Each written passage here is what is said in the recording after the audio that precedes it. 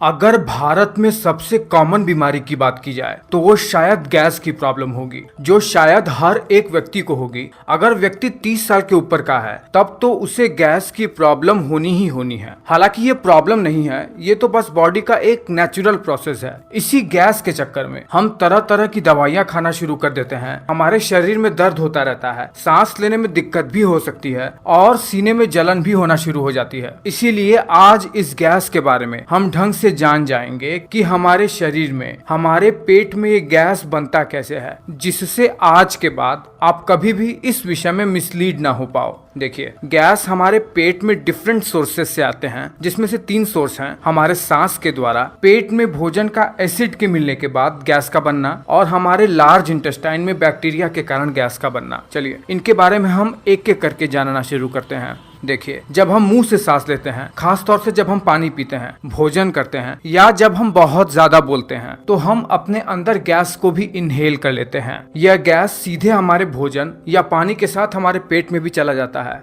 और इस तरीके से ये गैस सीधे हमारे भोजन या पानी के साथ हमारे पेट में भी चला जाता है। देखिए, गट में बनने वाली गैस मुख्यतः 5 प्रकार की होती है: oxygen, hydrogen, nitrogen, carbon dioxide और मीथेन। नाइट्रोजन और ऑक्सीजन हमारे सांस के जरिए पेट में आते हैं। कार्बन डाइऑक्साइड हमारे पेट में हमारे खून के डिफ्यूजन के थ्रू स्टमक में आ जाते हैं। हाइड्रोजन भोजन और पानी के पाचन से, और मीथेन बैक्टीरिया के हमारे भोजन के साथ क्रिया करने से बनता है। हालांकि और भी कुछ गैसेस हैं, लेकिन वो 1% से भी कम होती हैं, जो कि हमारे गैस में बदबू लाते हैं।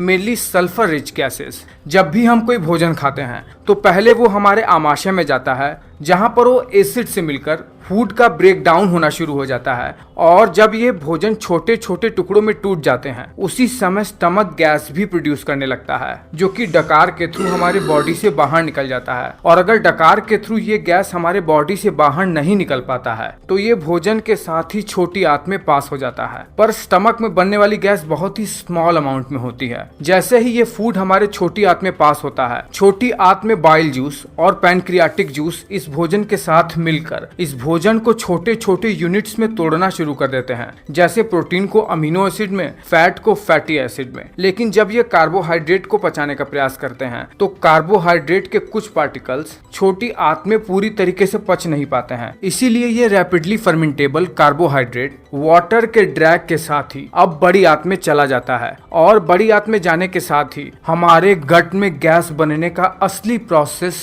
शुरू होता है। हमारे लार्ज इंटेस्टाइन में कुछ बैक्टीरिया होते हैं जो कि हमारे हेल्थ के लिए बहुत ज्यादा आवश्यक होते हैं। इन्हें हमारे शरीर में गुड बैक्टीरिया के नाम से जाना जाता है। ये बैक्टीरिया क्या करते हैं, जैसे ही स्मॉल इंटेस्टाइन से बड़ी आंत में ये कार्बोहाइड्रेट आते हैं, ये इस कार्बोहाइड्रेट को फर्मेंट करना शुरू कर देते हैं ताकि ये बड़ी आंत में अब्सॉर्ब हो जाए और शरीर को हमारे खाए हुए भोजन से पूरी तरीके से पोषण मिल सके। जब ये बैक्टीरिया इन कार्बोहाइड्रेट को फर्मेंट करते हैं तब यह गैस भी प्रोड्यूस करने लगते हैं, और यही वो मेजर गैस होती है जिसे हम गैस के प्रॉब्लम के नाम से जानते हैं। यह बैक्टीरिया हमारे हेल्थ के लिए बहुत ज्यादा जरूरी होते हैं। यह विटामिन बी और विटामिन के का निर्माण हमारे कोलन में करते हैं। जब बैक्टीरिया द्वारा प्रोड्यूस की हुई यही गैस हमारी बड़ी आंत में बहुत ज्यादा मात्रा में हो जाती है, और हमारे खाए हुए भोजन से पानी भी हमारी बड़ी आंत में इकट्ठा हो जाता है, तो ये हमारी बड़ी आंत को फुला देते हैं। और यही फूला हुआ लार्ज इंटेस्टाइन हमें पेट में दर्द सा महसूस करवाता है या हमें इरिटेशन सा महसूस करवाता है। लार्ज इंटेस्टाइन में बनी हुई यही गैस हमारे एनस से बाहर निकल जाती है, जिसे हम फ्लैटुलेंस के नाम से जानते हैं, या हिंदी में अपान वायु। और आमाशय में बनने वाली गैस डकार के थ्रू हमारे शरीर से बाहर निकल जाती है।